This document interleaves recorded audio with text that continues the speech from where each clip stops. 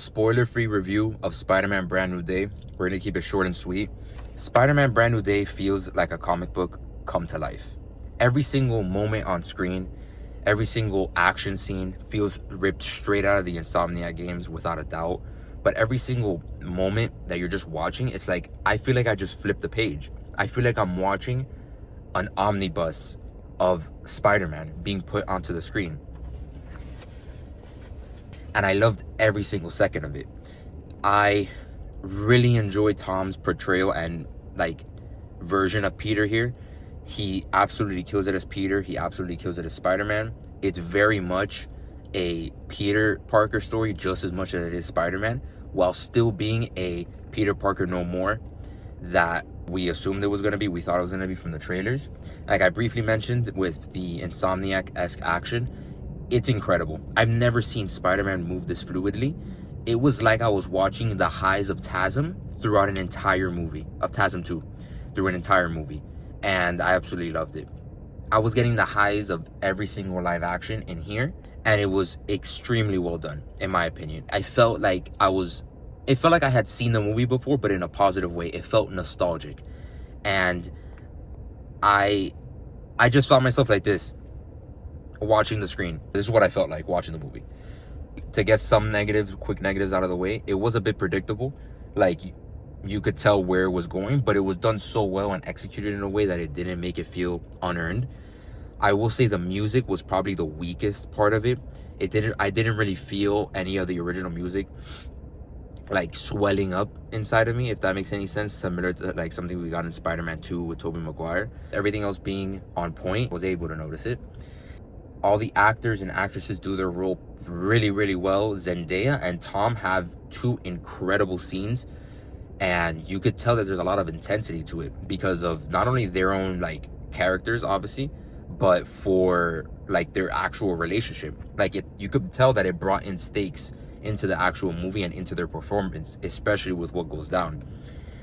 On top of that, speaking of performances and their real life counterparts, John Bernthal and Tom Holland on screen are an amazing duo as Punisher and Spider-Man respectively, and it's genuinely incredible to see. It might even be a highlight of the film for me. Their relationship is so perfect. I truly couldn't believe it. Tom's physicality was on another level, man. And there was a lot of moments, which I'm not gonna say because it could be a spoilery moment in terms of oh my god, that's cool, if you notice it. So I'm not gonna mention it. But I will just say, pay attention to the lenses visually. Apart from the action and the actual suit itself, the city feels so lived in. It feels like I was just, once again, put into a comic book and I'm just flipping through. I picked up an issue and I'm reading it. It's just such a good job at paying homage to the old comics. Obviously, we had seen it in the trailer with the Amazing Fantasy, the Scorpion, but it does such a good job at doing that throughout the film that I truly couldn't believe what I was watching sometimes. And for me personally, it didn't slow down once. There was one section that was a bit of a negative, but it was mainly because it did feel a little bit overstuffed, but it wasn't in a bad way. It felt like I was eating a Boston cream donut, and then when I took the first bite, the cream started coming out. Not a great analogy, but it is what it is. I'm gonna rock with it. So all the cream was coming out, and it's great. It still tastes good with the chocolate and the actual dough and all that. And there's still some cream, but most of the cream fell out when I took the first bite.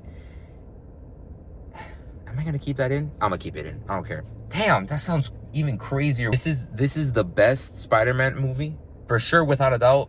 The best live action Spider-Man movie since Spider-Man 2. I am gonna see it again on Friday, so I'll be able to sit with it and watch it again from fresh eyes. Hopefully my Spider-Man love will not blind me then as well. But I think it's without a doubt top 2 live action, and then in terms of all the Spider-Man, it would be top 4, top 4, including the Spider-Verse movies. This character means so much to me that I really wanted this movie to be good. It was shot incredibly well. Daniel Cretton. I think I got it. He needs to have a trilogy for Spider-Man. It's solidified. He needs to come back, and I need 2 more movies of this level of sauce with Spider-Man moving. Spider-Man was so Spider-Man, man. I can't wait to see it again. We're gonna leave it at that. Yeah, man. I'm so happy.